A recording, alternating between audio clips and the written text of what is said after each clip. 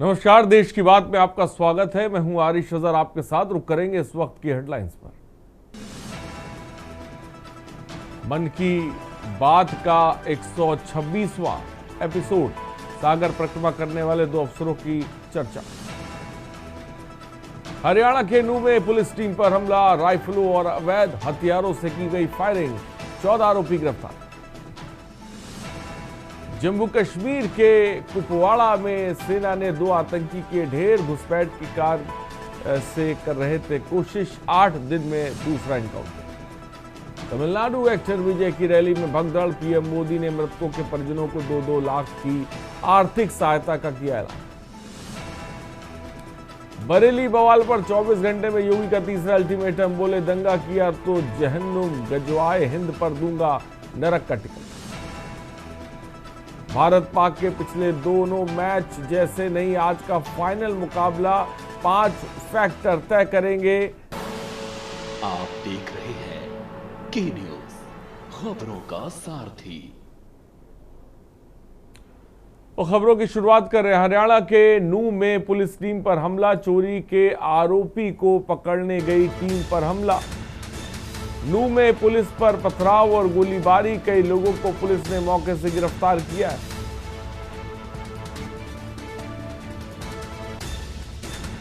नूह में पुलिस पर पथराव हुआ है, तस्वीरें आप देख सकते हैं। नूह कई लोगों को पुलिस ने मौके से गिरफ्तार किया है। हरियाणा के नूह में पुलिस टीम पर हमला हुआ है और आप देख सकते हैं तस्वीरों में किस तरीके से उपद्रवी हाथों में पत्थर लेकर पुलिस पर हमला कर रहे हैं।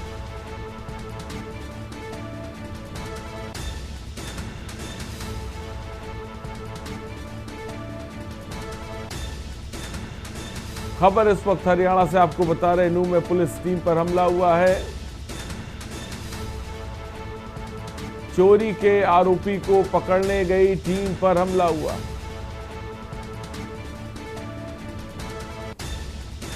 नूह में पुलिस टीम पर पत्थरबाजी, तस्वीरें आप देख सकते हैं।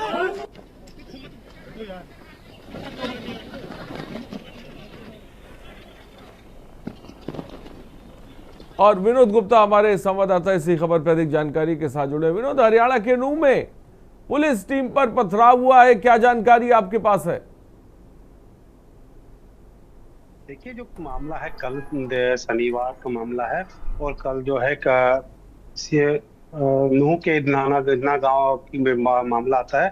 तो वहाँ एक सीआईए की टीम जब शाहिद आजाद और एक शाहरुख नाम के व्यक्ति को किसी चोरी के पंजाब से ये गाड़ी चोरी के मामले में जांच के लिए जाती है, तो वहां पर वो मौजूद नहीं होते, देखते भाग जाते हैं। उनके जो परिजन है, महिलाएं हैं, वो उन पर क्या बदतमीजी भी करती है पुलिस के साथ। और उसके बाद क्या जो होता है कि आसपास के लोग इकट्ठे हो जाते हैं, पड़ोसी इकट्ठे हो जाते हैं और पुलिस टीम पर हमला कर देते हैं। आनंद फानन में पुलिस ने भी अपने बचाव के अंदर हवाई फायरिंग की है, जिसके अंदर कह लीजिए 3 महिलाओं के साथ साथ 13 लोगों की गिरफ्तारी पुलिस ने कल कर ली थी। और उसके बाद भी 50 से 60 लोगों के बीच जो है मामला दर्ज किया था लोगों संबंधित थाने के अंदर। और इनमें से कुछ गिरफ्तारियां आज भी हुई है और कुछ गिरफ्तारियों के लिए पुलिस दबिश भी दे रही है। मामला चोरी और साइबर ठगी से बताया जा रहा है कि ये जो एक गाड़ी चोरी की आई थी पंजाब से, और उसी की जांच हो रही थी और सीआईए टीम जो है जांच करने पहुंची थी। तो कहीं ना कहीं एक बहुमूल्य समाज जो है, मुस्लिम समाज वहाँ पे भारी संख्या में रहता है और खासकर जो शाहिद है इसी समाज से आता है। और शाहिद, साहिल और शाहरुख, ये इन्हीं लोगों के पहले भी मामले दर्ज है और भी मामले जो है हाल फिलहाल में दर्ज हुए हैं। और अब 50 से 60 लोगों के खिलाफ मामला दर्ज किया है पुलिस पूरी दबिश के साथ, क्योंकि पुलिस टीम में भी अलग से बाहर से बुलाई गई थी। फिलहाल दीपक, चोरी की इस मामले को फिलहाल अगर बात करें इस वक्त की स्थिति की, तो कैसी स्थिति इस वक्त है? नियंत्रण में है स्थिति? देखिए, नियंत्रण में कल ही पुलिस है, क्योंकि बाहर से पुलिस पार्टियां बुला ली गई थी और कल ही नियंत्रण में कर लिया गया था। तभी दोबारा से टीम ने उन पर दोबारा से रेड करी और 13 लोगों की जो गिरफ्तारी उस दिन कल कर ली थी और आज भी कुछ लोगों की गिरफ्तारी की है। मामला शांति में है क्योंकि पुलिस फोर्स वहाँ पूरी तरह मुस्तैद है और आला जो अधिकारी है पल पल की जो है खबर चाहे वो लोकल बड़ा प्रशासन हो, चाहे मुख्यमंत्री खुद संज्ञान में है और खुद निगरानी बनाए हुए हैं। जी ठीक है, बहुत बहुत शुक्रिया हमसे जुड़ने के लिए और तमाम जानकारी देने के लिए। तो साफ तौर पर खबर इस वक्त आपको बता रहे हैं, ये तो तस्वीरें आप टीवी स्क्रीन पर देख रहे हैं, ये नूह की तस्वीरें हैं। हरियाणा का नूह हमेशा चर्चाओं में रहा है और इस वक्त भी चर्चा में है। वहां पर पथराव हुआ है, आप देख सकते हैं, आप देख सकते हैं किस तरह से पथराव लोग कर रहे हैं और पुलिस ने गिरफ्तारियां भी की हैं। अमरोहा से खबर है, संदिग्ध परिस्थितियों में युवक की मौत, कमरे में फंदे के सहारा लटका मिला युवक का शव, परिजनों में मचा कोहराम, सूचना पाकर मौके पर पुलिस पहुंची है, शव कब्जे में लेकर पोस्टमार्टम के लिए भेजा गया है। मृतक की जेब से एक सुसाइड नोट भी बरामद हुआ है। सूचना पाकर पुलिस मौके पर पहुंची। खबर इस वक्त आपको बता रहे हैं, शव कब्जे में लेकर पोस्टमार्टम के लिए भेजा गया।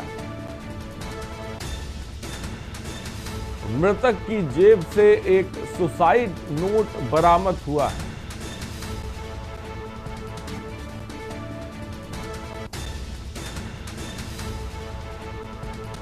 अमरोहा से खबर है, संदिग्ध परिस्थितियों में एक युवक की मौत हुई है।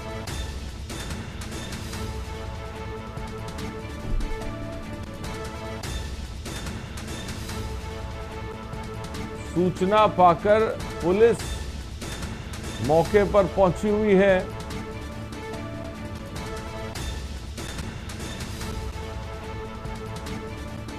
शव कब्जे में लेकर पोस्टमार्टम के लिए भेजा गया।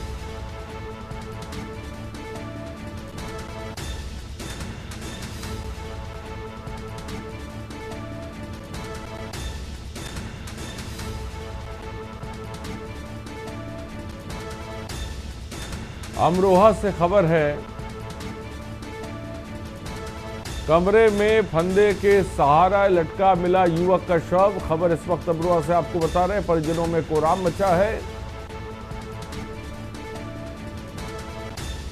सूचना पाकर पुलिस मौके पर पहुंची।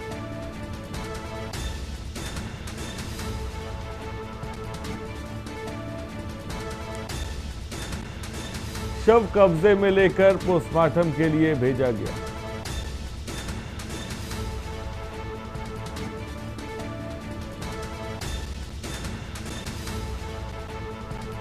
देहात थाना क्षेत्र के गांव माली खेड़ा का मामला इस वक्त आपको बता रहे हैं।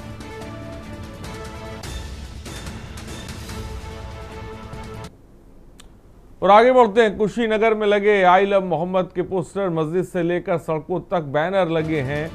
वीडियो बनाकर सोशल मीडिया पर वायरल किया गया है।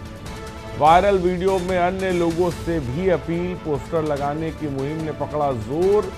स्थानीय लोगों में चर्चा का विषय बना मामला, सोशल मीडिया पर तेजी से फैल रही प्रतिक्रिया। खड्डा थाना क्षेत्र के ओहर गड्डी का मामला इस वक्त आपको बता रहे हैं,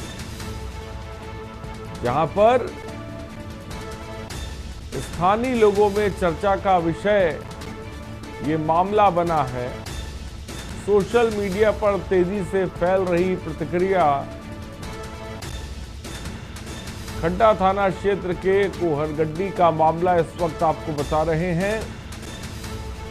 आई लव मोहम्मद के पोस्टर कुशीनगर में भी लगे हैं। मस्जिद से लेकर सड़कों तक बैनर लगाए गए।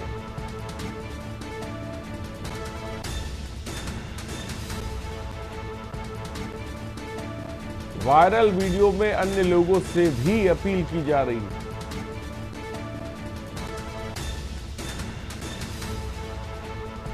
खबर इस वक्त आपको बता रहे हैं।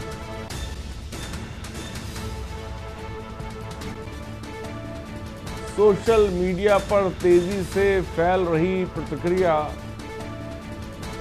खड्डा थाना क्षेत्र के कोहरगड्डी का मामला इस वक्त आपको बता रहे हैं।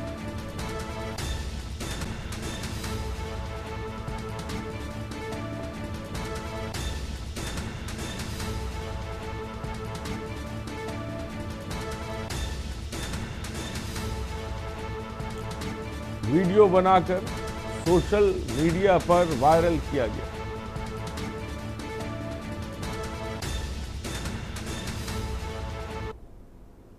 आगे बढ़ते खबर कौशाम्बी से, जहां थाना पिपरी क्षेत्र में पुलिस ने मुठभेड़ में घायल बदमाश को गिरफ्तार करने में कामयाबी हासिल की है। घायल बदमाश किशन पासी प्रयागराज के निवासी बताया गया है और उस पर पुलिस ने 25,000 रुपए इनाम भी घोषित कर रखा है। पुलिस अधीक्षक कौशाम्बी राजेश कुमार ने बताया कि घायल बदमाश को इलाज के लिए अस्पताल में भर्ती कराया गया है, जहां डॉक्टरों ने उसे उसके स्वास्थ्य में सुधार बताया। बता दें कि गिरफ्तार बदमाश से कुछ दिन पहले भी मुठभेड़ हुई थी, लेकिन वो फायरिंग करते हुए हालातों को फायदा उठा भाग निकलने में कामयाब रहा। इसी के बाद से पुलिस लगातार उसकी तलाश कर रही है। वो पुलिस से बचने के लिए आसपास के जिलों में शरण लेकर फरारी के दिन बिता रहा है।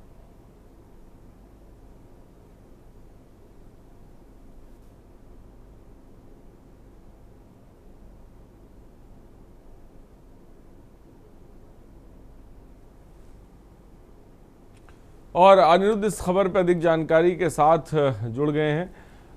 अनिरुद्ध, मुठभेड़ में इनामी बदमाश गिरफ्तार हुआ है, क्या जानकारी है?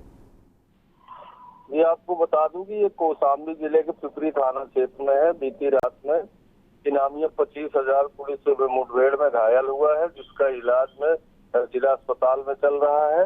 पुलिस अधीक्षक का कहना है कि 25,000 का इनामिया पुलिस मुठभेड़ में घायल होकर जिला अस्पताल में इलाज कराया जा रहा है। ठीक है, बहुत बहुत शुक्रिया अनिरुद्ध हमसे जुड़ने के लिए और तमाम जानकारी देने के लिए। तो खबर इस वक्त आपको बता रहे हैं, मुठभेड़ में इनामी बदमाश गिरफ्तार किया गया है।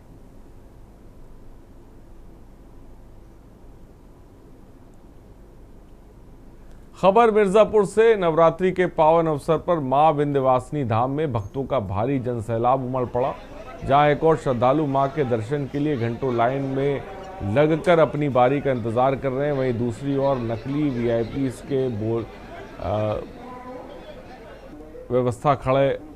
व्यवस्था पर सवाल खड़े हो रहे हैं। इन नकली वीआईपीज के चलते आम भक्तों को भारी दिक्कतों का सामना करना पड़ रहा है।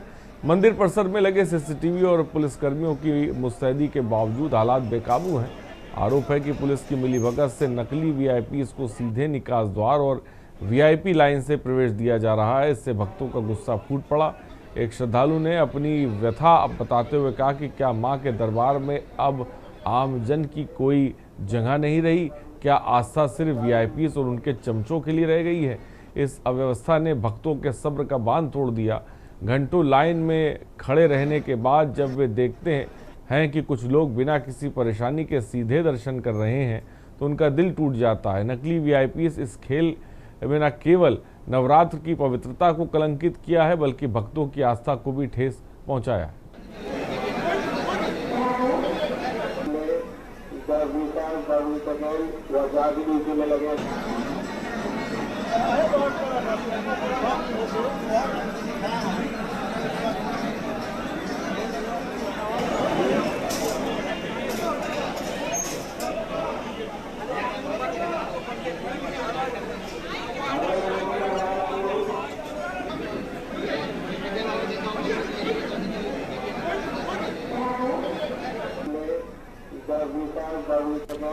पुलिस की मनमानी से भक्त परेशान हैं, त्रस्त हैं। श्रद्धालुओं के सब्र का बांध टूटा है। प्रशासन के दावे फेल हुए हैं। खबर इस वक्त आपको बता रहे मिर्जापुर से।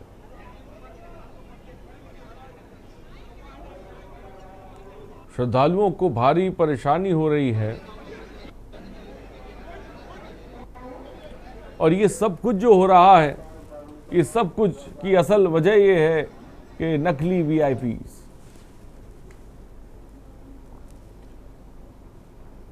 और खबर दिल्ली से इस बीच आपको बताने जा रहे हैं। दिल्ली से खबर इस वक्त है, एक बार फिर बम थ्रेट का ईमेल आया है। एयरपोर्ट स्कूल आदि स्थानों में ये मेल पहुंचा है। दिल्ली पुलिस ने जांच हाथ खाली होना स्वीकार किया। शुरुआती जांच में कहीं कुछ हाथ नहीं लगा पुलिस के। एक बार फिर बम थ्रेट का ईमेल आया। एयरपोर्ट, स्कूल आदि संस्थानों तक ये मेल पहुंचा, लेकिन दिल्ली पुलिस के हाथ खाली हैं। बड़ी खबर इस वक्त आपको बता रहे हैं। कुछ भी हाथ नहीं लगा कि ये मेल कहां से आई, किसने भेजी, इसके बारे में कोई भी जानकारी नहीं लग पाई। खबर इस वक्त आपको बता रहे हैं। दिल्ली पुलिस ने हाथ खाली होना स्वीकार कर लिया।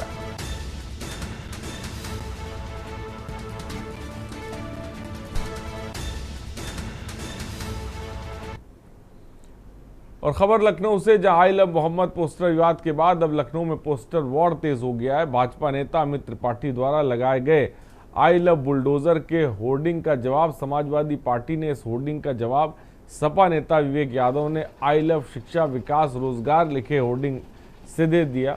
ये होर्डिंग सपा दफ्तर के बाहर लगाया गया है।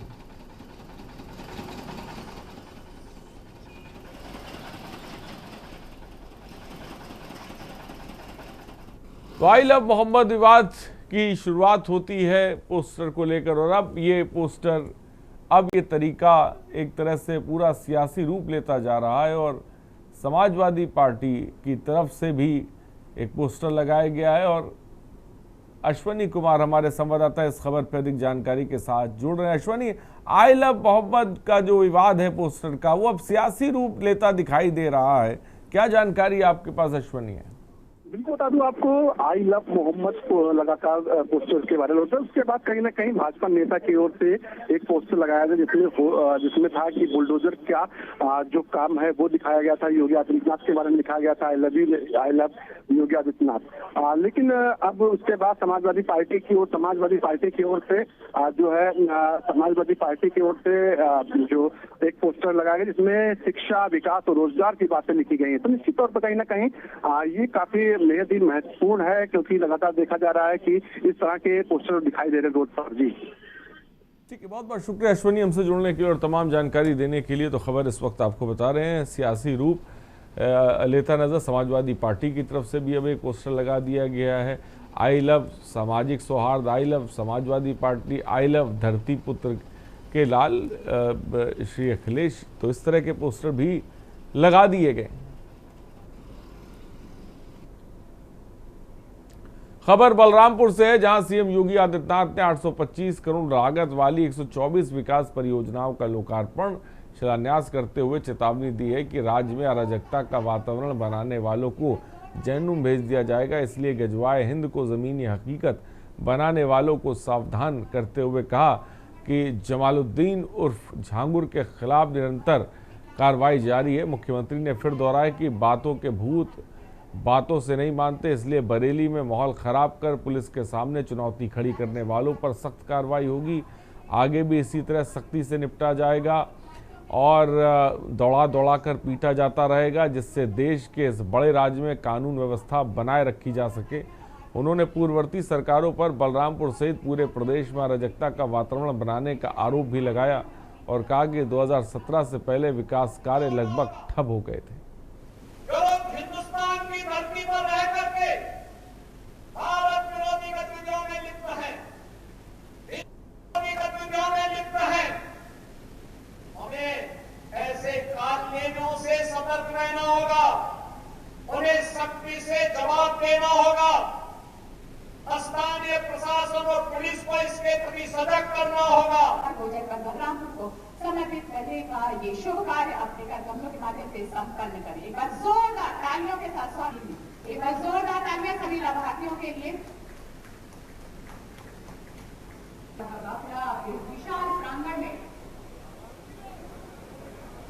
2 दिवस दौरे पर सीएम योगी आदित्यनाथ बलरामपुर पहुंचे थे, जहां पर उन्होंने कल मां देवी पाटन मंदिर में पहुंचकर पूजा अर्चना किया व रात्रि विश्राम किया। इसके साथ ही आज बलरामपुर के घुगुलपुर गांव पहुंचे, जहां पर उन्होंने राजकीय पॉलिटेक्निक का लोकार्पण कर बलरामपुर वासियों को बड़ा सौगात दिया है। उसके साथ ही आपको बता दें कि बलरामपुर जिले में लगभग 825 करोड़ की 124 विकास परियोजनाओं का सीएम योगी आदित्यनाथ ने लोकार्पण व शिलान्यास किया है। इसके साथ ही उन्होंने बरेली में हुई घटना को लेकर भी जिक्र किया है। उन्होंने कहा कि जो भी अराजकता उत्तर प्रदेश में अराजकता फैलाने का काम किया जाएगा, उसके लिए जहन्नुम का टिकट काट दिया जाएगा। इसके साथ ही उन्होंने यह भी कहा कि बलरामपुर वासियों को और भी अन्य सौगात देने वाले हैं। इसी के साथ सीएम योगी अपना कार्यक्रम यहाँ संबोधित कर बलरामपुर में बन रहे मां पाटेश्वरी विश्वविद्यालय का निरीक्षण भी किए हैं। इसके साथ ही कार्यकर्ताओं व अधिकारियों से मिलकर उनकी जनभावनाओं को भी व्यक्त किया है। बलरामपुर से नीरज शुक्ला के न्यूज़। तो खबर इस वक्त आपको बलरामपुर से बता रहे हैं और नीरज शुक्ला हमारे संवाददाता इस खबर पर अधिक जानकारी के साथ जुड़ रहे हैं। नीरज, मुख्यमंत्री योगी आदित्यनाथ ने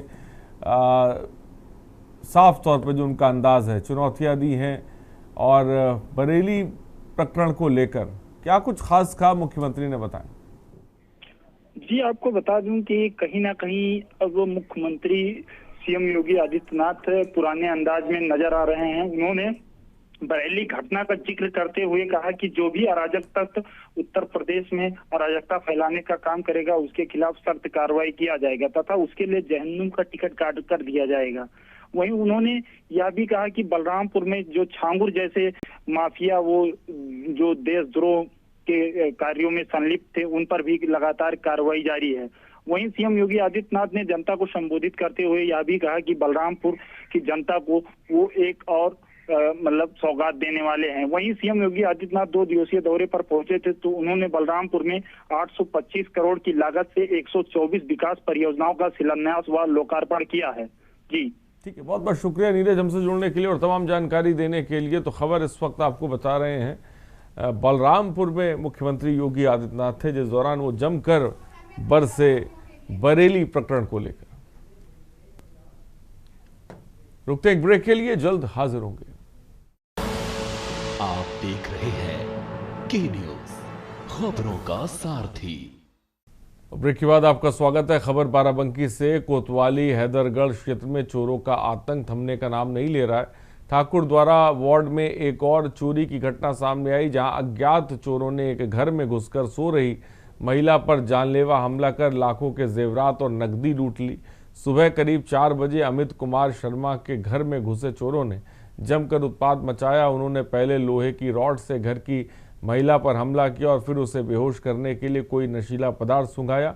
इसके बाद चोरों ने अलमारी और तिजोरी का ताला तोड़कर बड़ी चोरी को अंजाम दिया।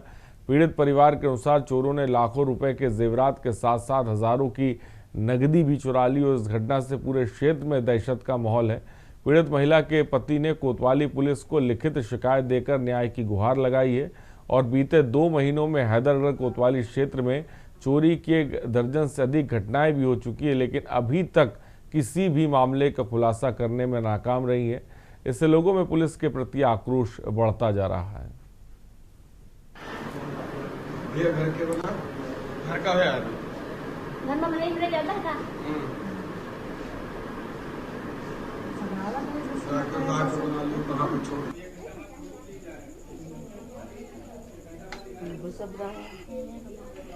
कुछ भी नहीं लाते हैं।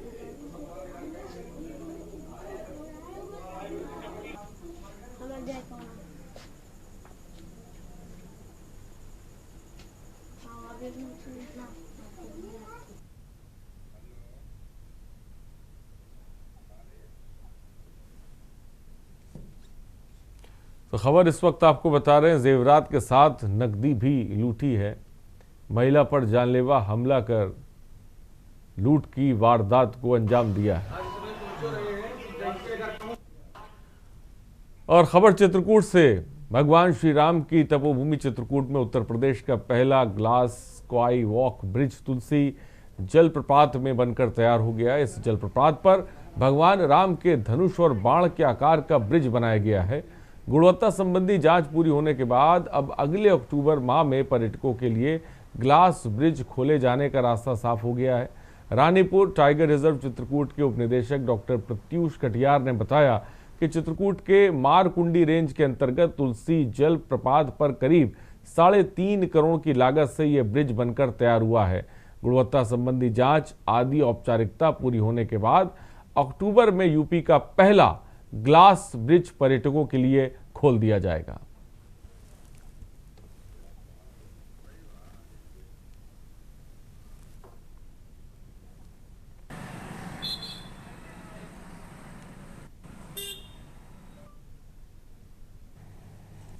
तो जो मारकुंडी 2 रेंज के अंतर्गत जो सबरी और तुलसी वाटर के पास जो ग्लास ब्रिज, जिसको टेक्निकली ऑब्जर्वेटरी डेक कहते हैं, उसकी जो स्थापना आरंभ हुई थी 2022-23 वर्ष में, उसका कार्य पवन सुख कंस्ट्रक्शन द्वारा पूरा करवा लिया गया था। ये पवन सुख कंस्ट्रक्शन को कहा गया था, जिसके क्रम में IIT BHU को सेफ्टी ऑडिट के लिए नामित किया गया।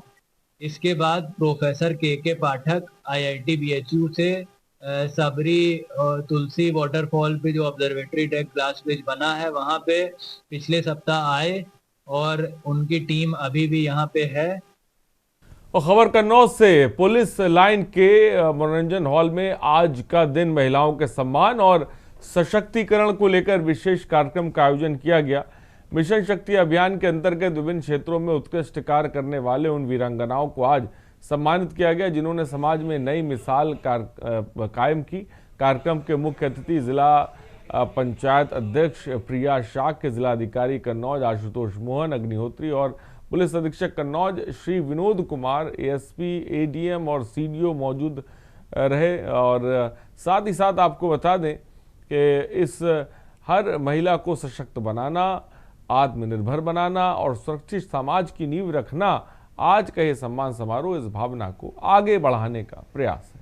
मैं चाहूंगा कि आगे भी महोदय द्वारा आप तक बात पहुंचाई गई है। सुरक्षा के लिए हेल्पलाइंस हैं, महिलाओं के लिए सशक्त कानून है, ये PR और तालियां बजानी है इनके सम्मान में। और इनके कार्यों को भी आपको सुनाऊंगा कि उन्होंने श्रीमती पूनम बच्चों को पोषण पुनर्वास कन्नौज राष्ट्रीय ग्रामीण आजीविका एवं कॉस्मेटिक की दुकान संचालित करने का अच्छा कार्य किया जा रहा है।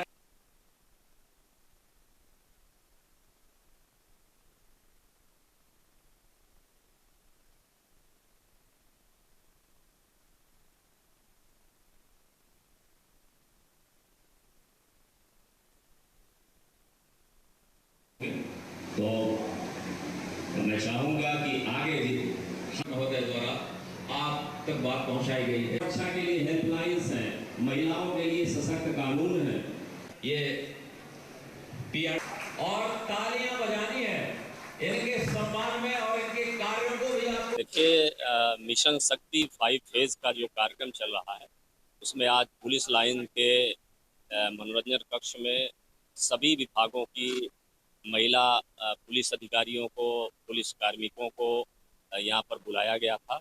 और जो मिशन शक्ति फेज 5 के उद्देश्य हैं और जो अच्छा काम कर रहे हैं हर फील्ड में, उनको यहाँ 15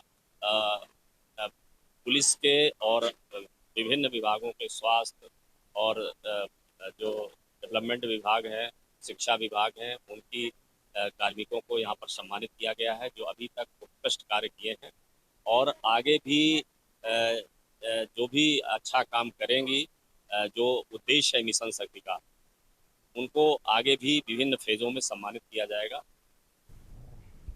और फरीदाबाद के सेक्टर 86 स्थित मकान में 6 बार की वर्ल्ड चैंपियन मैरी कॉम के घर पर चोरी की वारदात सामने आई है। घटना 24 सितंबर की सुबह हुई, जब मैरी कॉम मेघालय में एक इवेंट में भाग लेने गई थी और 26 तारीख को पड़ोसियों ने CCTV फुटेज में 6-7 लोगों को घर से सामान चुराते देखा। सूचना मिलते ही पुलिस, क्राइम ब्रांच और फॉरेंसिक टीम मौके पर पहुंची और पुलिस ने जांच शुरू कर दी है। जल्द ही खुलासे की बात की जा रही है। रजनीगंधा है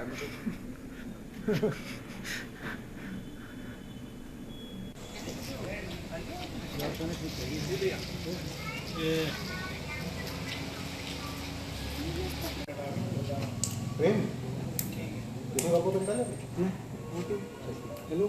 हाँ आईडी नहीं होनी चाहिए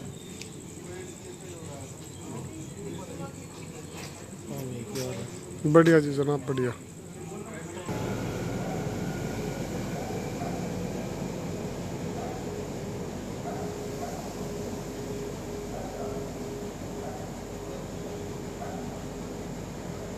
दो तीन महीने से थोड़ी दिखे नहीं, उससे पहले तो यहाँ पे रनिंग वगैरह करते थे वो, रोज जितना करके फैमिली के मेंबर भी दिखते थे, लेकिन 2 महीने से दिखाई नहीं दिए। कौन कौन रहते हैं मैं सबको नहीं जानता, उनके हस्बैंड देखे और बाकी फैमिली के कुछ कजन्स होंगे उनके, कुछ बच्चे भी दिखते थे जो ट्रेनिंग के लिए जाते थे, और ड्राइवर था, गाड़ी वाड़ी आवाजाही लगी रहती थी। आमतौर पर साल में कितनी बार आना जाना हो जाता है उनका या क्या रहता है थोड़ा सा? नहीं, पहले तो कंटिन्यूस दिखते थे, कंटिन्यूस देखते थे उनको डेली बेसिस पे। ये 10-12 दिन पहले बाहर गए हुए थे, मकान बंद था, तो इसमें पता चला कि वो चोरी हुई है। उनके जो कोच है वो यहाँ आए हुए हैं, उन्होंने देखा है, तो अभी लिस्ट बना रहे हैं। बाकी क्राइम ब्रांच की टीम आ गई है, हमारी फोरेंसिक टीम जांच कर रही है, कुछ पता चला है सीसीटीवी भी खंगाल रहे हैं, तो आगे जो जल्दी से जल्दी आरोपियों को गिरफ्तार करें। किसका मकान? ये मेरी कौन जी का है। और सीसीटीवी में 6 बंदे नजर आ रहे हैं। पहले एक बैग लेके गया, फिर एक टीवी लेके गया, फिर एक बंदा स्कूटर पे बड़ी पोटली लेके गया, 3 बंदे फिर बाद में भागते हो गए। तो सीसीटीवी 6 लोग थे। ये साथ वाले प्लॉट से, साथ वाला प्लॉट खाली है? हाँ प्लॉट खाली है, वहीं से ताप के वहाँ कोने में उन्होंने सीढ़ी लगा रखी है, पीछे वाले बेड़े चंद पास। और खबर झारखंड से, जहां सरेगाहाट के सुमेश्वरनाथ मंदिर परिसर में मानव उत्थान सेवा समिति द्वारा सेवा पखवाड़े के तहत स्वच्छता अभियान चलाया गया। महात्मा प्रभाकरन जी के नेतृत्व में भक्तों ने मंदिर और आसपास के क्षेत्र में झाड़ू लगाकर स्वच्छता का संदेश दिया और सतपाल जी महाराज की प्रेरणा से 27 और 28 सितंबर को देश भर में स्वच्छता अभियान चलाया जा रहा है। इस अवसर पर कई सामाजिक कार्यकर्ता और समिति के सदस्य मौजूद रहे।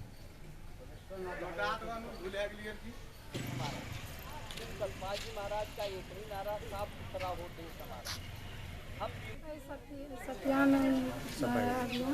सफाई अभियान के बाद ये जो गंदगी इतना जो फैल रहे हैं हम लोग, मतलब कि बीमारी इतना फैल रही है गंदगी से ही। इसमें हम लोग साफ सुथरा मतलब रहेंगे तो सब साफ सुथरा होना चाहिए सब जगह, नाली वगैरह जितना है सब में करना चाहिए, जो कि हम लोग बीमारी कम हो। ठीक है, उद्देश्य हमारा ये है कि आज जो है अभी आप देखिए यहीं पर देखिए वो पानी रुका हुआ है, उससे मक्खी मच्छर बढ़ते हैं, बहुत सारी ऐसे डेंगू जो ऐसे गंदगी फैलती है, जिससे जैसे यहाँ पर मंदिरों को हम लोगों ने पूरे यहीं पर नहीं पूरे भारत में हमारी संस्था विशेष अभियान छेड़ा हुआ है कि जैसे मंदिर हैं जगह जगह लोग श्रद्धालु जाते हैं, कभी यहाँ लोग रात्रि विश्राम भी करते होंगे, तो उससे क्या है ये मच्छर उनको काटेंगे, बीमारी फैलेगी। और नूह जिले के इदाना गांव में शनिवार को वाहन चोरी और साइबर ठगी के आरोपियों को पकड़ने में सीआईए तावड़ू की टीम पर आरोपियों और उनके परिजनों ने जानलेवा हमला कर दिया। पथराव और फायरिंग में 3 पुलिसकर्मी घायल हो गए, जिन्हें सीएससी में पुनहाना में भर्ती कराया गया। पुलिस ने आत्मरक्षा में हवाई फायरिंग कर भीड़ को तितर बितर किया और पुनहाना के बिछोड़ थाने में 50-60 लोगों के खिलाफ मामला दर्ज किया गया है।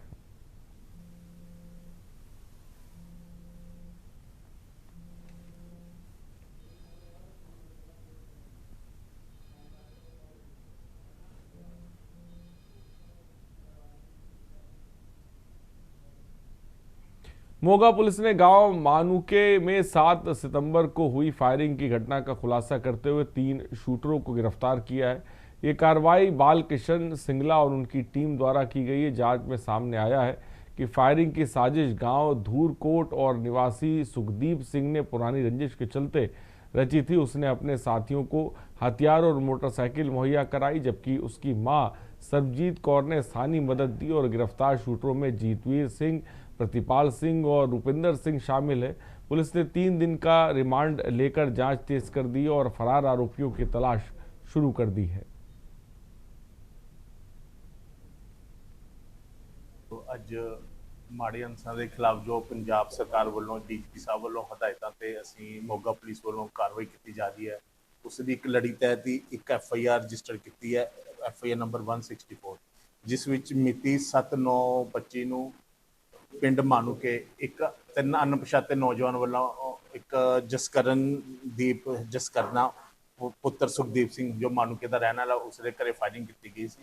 3 ਅਣਪਛਾਤੇ ਨੌਜਵਾਨ ਸੀ ਜਿਹੜੇ ਮੋਟਰਸਾਈਕਲ ਤੇ ਆਏ ਸੀ ਤੇ ਉਸ ਦੇ ਫਾਇਰਿੰਗ ਕਰਦੇ ਰਹੇ, ਜਿਸ ਦੇ ਫਰਦਰ ਅਸੀਂ ਇਨਵੈਸਟੀਗੇਸ਼ਨ ਕਰਦੇ ਹੋਏ ਇਹਨਾਂ ਜਿਹੜੇ ਸ਼ੂਟਰਾਂ ਦੀ ਪਹਿਚਾਣ ਕੀਤੀ ਗਈ। ਸ਼ੂਟਰਾਂ ਦੀ ਜਿਹੜੀ ਪਹਿਚਾਣ ਮੇਨ ਸ਼ੂਟਰ ਜੋ ਹੈ ਜਿੱਤਵੀਰ ਸਿੰਘ ਪੁੱਤਰ ਕਮਲਜੀਤ ਸਿੰਘ ਪਿੰਡ ਜਿਹੜਾ ਹੈਗਾ ਗੁਜਰਵਾਲਾ ਜ਼ਿਲ੍ਹਾ ਲੁਧਿਆਣਾ, ਤੇ ਜਿਹੜੇ ਉਹਦੇ ਨਾਲ 2 ਸਾਥੀ ਸੀ ਮੋਟਰਸਾਈਕਲ ਤੇ ਆਏ ਸੀ ਪ੍ਰਿਤਪਾਲ ਸਿੰਘ ਪੁੱਤਰ ਬਲਜਿੰਦਰ ਸਿੰਘ ਇਹ ਵੀ ਪਿੰਡ ਝਰੋਲਾ ਲੁਧਿਆਣੇ ਦਾ, ਤੇ ਰੁਪਿੰਦਰ ਸਿੰਘ ਪੁੱਤਰ ਲਖਵੀਰ ਸਿੰਘ ਪਿੰਡ ਨੱਥੋਵਾਲ। ਇਹ ਤਿੰਨੇ ਜਿਹੜੇ ਆਏ ਸੀ, ਇਹ ਮੇਨ ਜਿਹੜੇ ਇਹਨਾਂ ਦਾ ਮੇਨ ਜੋ ਵਜ੍ਹਾ ਰੰਜਿਸ਼ ਰਹੀ ਹੈ ਜਾਂ ਇਹਨਾਂ ਨੇ ਕਿਉਂ ਕੀਤੀ ਉਹ ਸੀ ਇਹਨਾਂ ਦੇ ਇੱਕ ਪਿੰਡ ਦਾ ਇੱਥੇ ਰਣਸੀਂਹ ਪਿੰਡ ਦਾ ਇੱਕ ਸੁਖਦੀਪ ਸਿੰਘ ਰਣਸੀਂਹ ਹੈਗਾ ਜਿਹੜਾ ਫਰਾਰ ਚੱਲਦਾ ਪਿਆ ਪਹਿਲਾਂ ਵੀ FIR ਵਿੱਚ, ਜਿਸ ਨੇ ਇਸ ਦਾ ਪੁਰਾਣਾ ਝਗੜਾ ਸੀ ਜੋ ਉਸਨੇ ਇਹਨਾਂ ਨੂੰ ਤਿੰਨਾਂ ਨੂੰ ਇਸ ਪੁਰਾਣੇ ਝਗੜੇ ਕਰਕੇ ਹੀ ਜਿਹੜੀ ਇਹਨਾਂ ਨੇ ਪਹਿਲਾਂ ਰੰਜਿਸ਼ ਰੱਖਦਾ ਸੀ ਉਸੇ ਤਹਿਤ ਇਹਨੂੰ ਫਾਇਰਿੰਗ ਕਰਵਾਈ ਹੈਗੀ ਤੇ ਇਹਨਾਂ ਨੂੰ ਇੱਕ ਪਿਸਟਲ ਤੇ ਮੋਟਰਸਾਈਕਲ ਇਹਨਾਂ ਨੂੰ ਮੁਹੱਈਆ ਕਰਵਾਇਆ ਸੀ।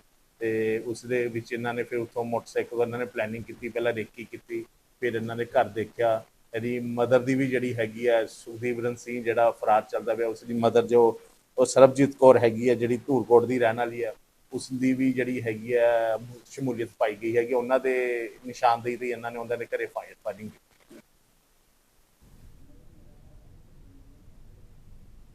और खबर इस बीच महाराष्ट्र से आपको बता रहे, बड़ी खबर, राज्य में लगातार बारिश से जनजीवन अस्त व्यस्त हो गया है। किसानों की खेतों में खड़ी फसलों को नुकसान पहुंचा है। कोंकण में अत्यधिक बारिश का जारी हुआ रेड अलर्ट, तस्वीरें भी आप देखिए। मुंबई के लिए मौसम विभाग ने ऑरेंज अलर्ट जारी कर दिया है। कोंकण में अत्यधिक बारिश का जारी हुआ रेड अलर्ट। मुंबई के लिए मौसम विभाग ने ये ऑरेंज अलर्ट जारी किया है, तस्वीरें आप देख सकते हैं। विदर्भ इलाके के लिए जारी किया गया है ये अलर्ट। महाराष्ट्र में भारी बारिश देखने को मिल रही है, जिसकी वजह से अस्त व्यस्त जीवन हो गया। मुंबई से खबर, किसानों की खेतों में खड़ी फसलों को भारी नुकसान पहुंचा है। बड़ी खबर इस वक्त आपको बता रहे हैं महाराष्ट्र से।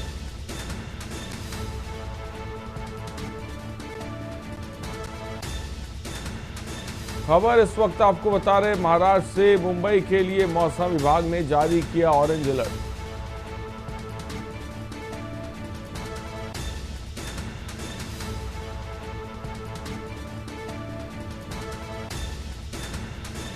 आम आदमी कर रहा है। राज्य में लगातार बारिश हो रही है।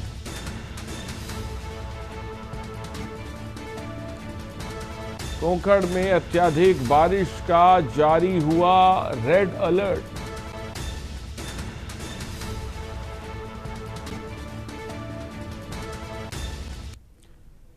और खबर इस वक्त जम्मू कश्मीर से आपको बता रहे, जहां पर कुपवाड़ा से खबर है, केरन सेक्टर में घुसपैठ की कोशिश नाकाम हुई है।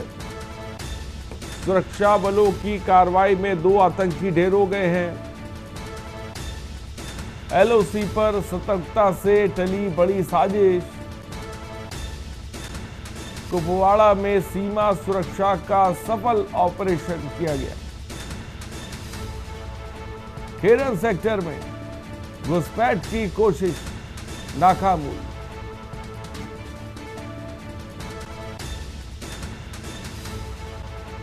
LOC पर सतर्कता से चली बड़ी साजिश। कुपवाड़ा में सीमा सुरक्षा का सफल ऑपरेशन।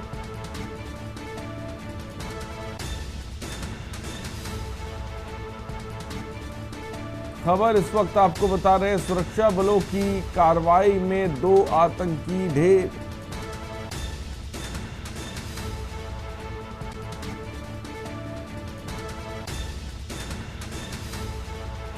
कुपवाड़ा में सीमा सुरक्षा बल केरन सेक्टर में घुसपैठ की कोशिश नाकाम हुई है।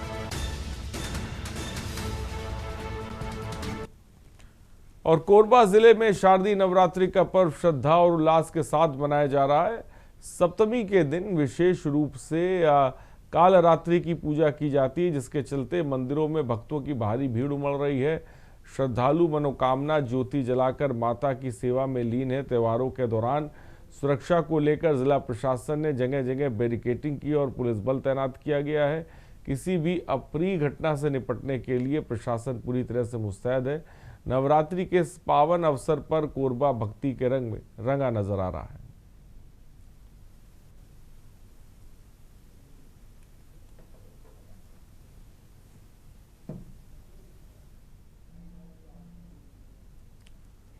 और लखनऊ से खबर इस बीच आपको बताने जा रहे हैं, यूपी में सबसे महंगा लिंक एक्सप्रेसवे बनेगा। Ganga expressway Agra Lucknow expressway link होगा। 90 किलोमीटर का नया लिंक एक्सप्रेसवे बनेगा। 7,500 करोड़ की लागत से प्रति किलोमीटर 83 करोड़। हाईटेक ड्रेनेज, 9 पुल, 29 बड़े ढांचे बनाए जाएंगे। जानवरों के लिए वायर फेसिंग की व्यवस्था होगी ताकि कोई भी जानवर एक्सप्रेसवे पर ना आए। खबर इस वक्त, सिविल कार्य सुरक्षा ड्रेनेज सिस्टम से लागत में वृद्धि। हाईटेक ड्रेनेज सिस्टम इसमें लगा होगा। 9 पुल इसमें बनाए जाएंगे। जानवरों के लिए वायर फेसिंग की व्यवस्था होगी। सीमित एंट्री एग्जिट पॉइंट होंगे। तो बेहतरीन सुविधाओं से लैस ये लिंक एक्सप्रेस यूपी में लिंक एक्सप्रेसवे बनाया जाएगा, बेहतरीन सुविधाओं से लैस। खबर इस वक्त आपको बता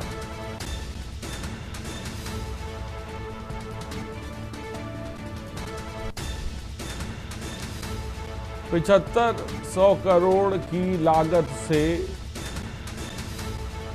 ये पुल बनाया जाएगा।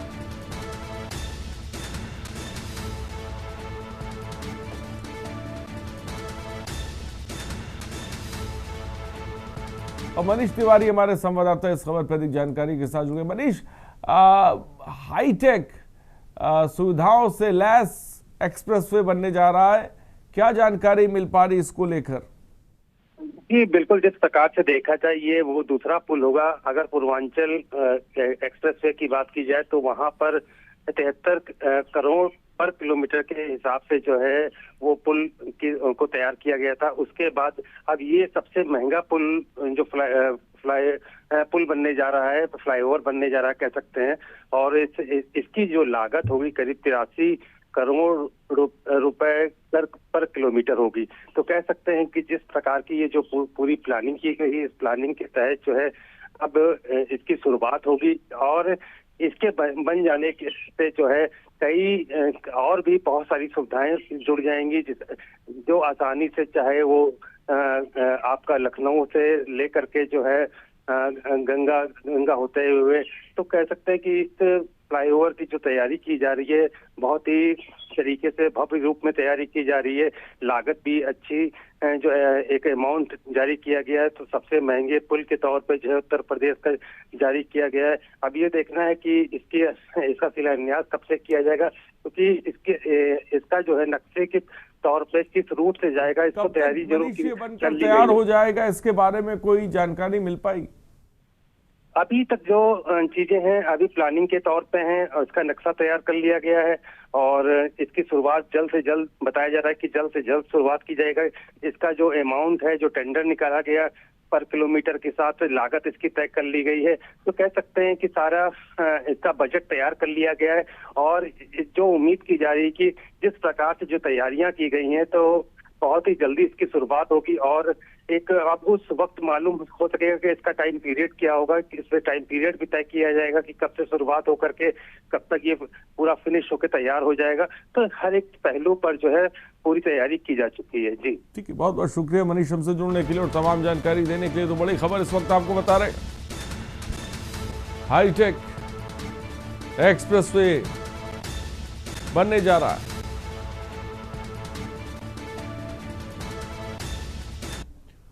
और इस बीच एक और खबर आपको मुंबई से बताने जा रहे हैं। मिथुन मनहास बीसीसीआई के नए अध्यक्ष चुने गए हैं। देवजीत सैकिया बने बीसीसीआई सचिव। ए रघुराम भट्ट बीसीसीआई के कोषाध्यक्ष बने हैं। राजीव शुक्ला बीसीसीआई के उपाध्यक्ष बने हैं। ए रघुराम भट्ट बीसीसीआई के कोषाध्यक्ष बने हैं। राजीव शुक्ला बीसीसीआई के उपाध्यक्ष बने हैं। अरुण धूमल आईपीएल के अध्यक्ष बनाए गए हैं।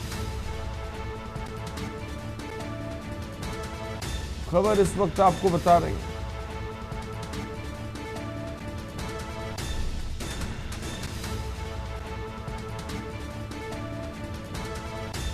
देवजीत सैकिया बने बीसीसीआई के सचिव।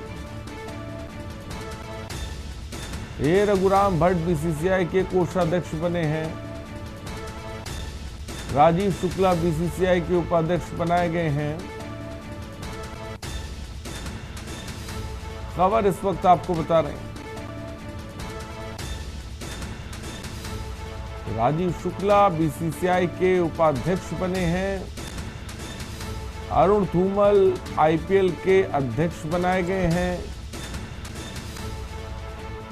प्रभुतेज भाटिया संयुक्त सचिव बनाए गए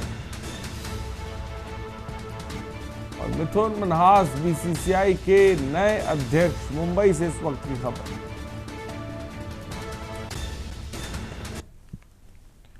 और खबर गुरुग्राम से, जहां हरियाणा के मुख्यमंत्री नायब सिंह सैनी ने रविवार को गुरुग्राम में प्रदेश में कार्यरत जापानी औद्योगिक कंपनियों के प्रतिनिधियों से मुलाकात की। इस दौरान राज्य में औद्योगिक निवेश और पर्यावरण संरक्षण को बढ़ावा देने वाले कई अहम फैसले लिए गए।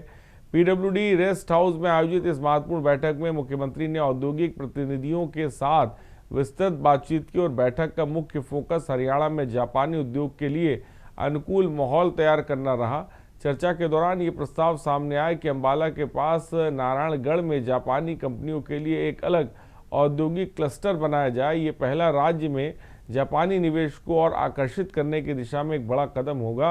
मुख्यमंत्री नायब सिंह सैनी को उपस्थिति में एक महत्वपूर्ण समझौता ज्ञापन पर हस्ताक्षर भी किया गया।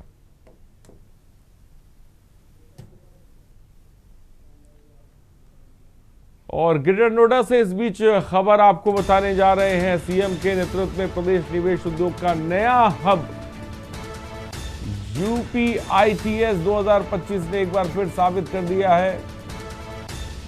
यूपीआईटीएस 2025 बना उद्योग जगत के लिए गेम चेंजर।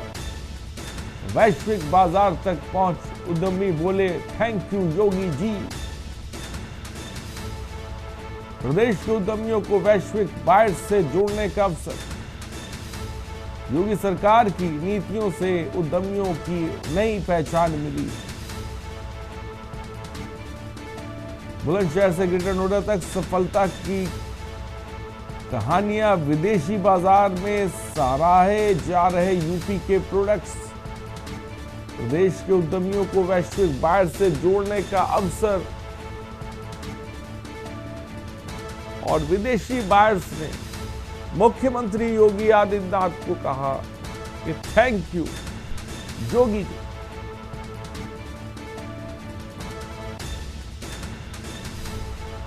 खबर इस वक्त आपको बता रहे हैं। ग्रेटर नोएडा से बड़ी खबर आपको बता रहे हैं। खबरों में इतना ही, बने रहिए हमारे साथ। नमस्कार। आप देख रहे हैं के न्यूज, खबरों का सारथी।